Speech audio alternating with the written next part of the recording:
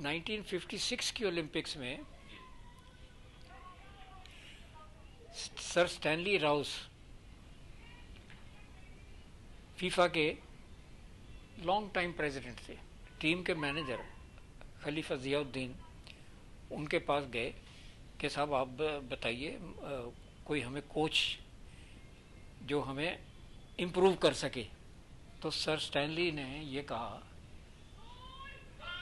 वो जो आपका कोच है ना, वो छोटा सा, उसको कहिए कि वो हमें लेक्चर करे, हमारे कोच उसका।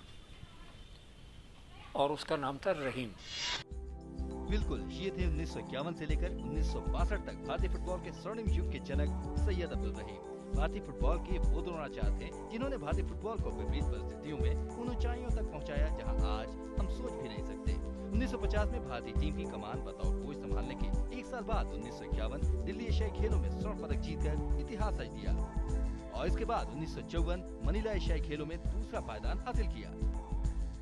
एक कोच अपने जज्बा से, अपना इज्जत बोध से, अपने बिलीफ से, अपने एफर्ट से हम कर सकते, करेंगे, कोई नहीं रुक सकता।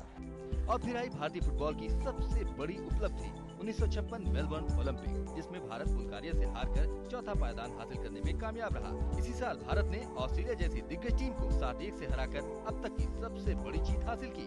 इसके बाद 1962 जकार्ता एशियाई खेल में भारत ने एक बार फिर रहीम साहब की देखरेख में सुनहरी कामयाबी पाई।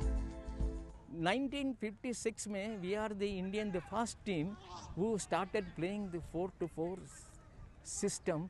कभी वर्ल्ड भी नहीं सोचा। He started that 4-4 system. Now every country is playing the same system.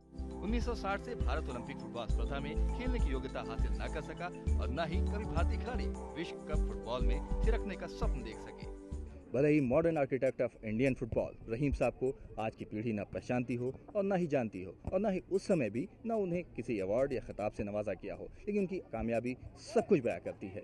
2 bar Asia में भारतीय तिरंगा लहराना, ओलंपिक में चौथा पायदान हासिल करना काफी है। रहीम साहब के लिए तो हम यही कहेंगे कि बहुत से फूल हैं जिनको मिला नहीं माहौल, महक रहे हैं मगर जंगलों में रहते हैं। कैमरामैन मलकियत सिंह के साथ आमिर रिजवी, DD न्यूज़, दिल्ली।